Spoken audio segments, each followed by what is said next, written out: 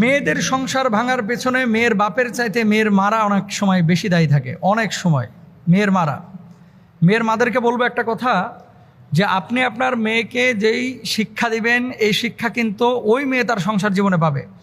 ছেলেদের সংসার ভাঙার পেছনে ছেলের বাপের চাইতে ছেলের মায়েরাই কিন্তু বেশি দায়ী। বিশেষ করে মেয়েদের মুখ চলে বেশি, ভাই মাইন্ড করেন না। আমি সমস্ত মেয়েদের মা এবং ছেলেদের মাদেরকে বলবো, বিশেষ করে বাপদেরকে না, মেয়েদের মাদেরকে, জবানটা একটু বন্ধ রাখেন।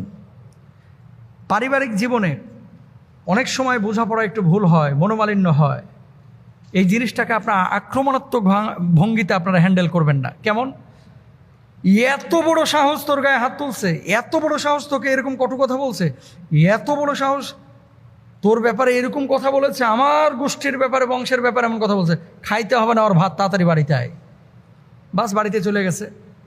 কি হয়েছে? তোর পেছনে কি কোনো ছেলে আমরা আর দিতে পারবো না?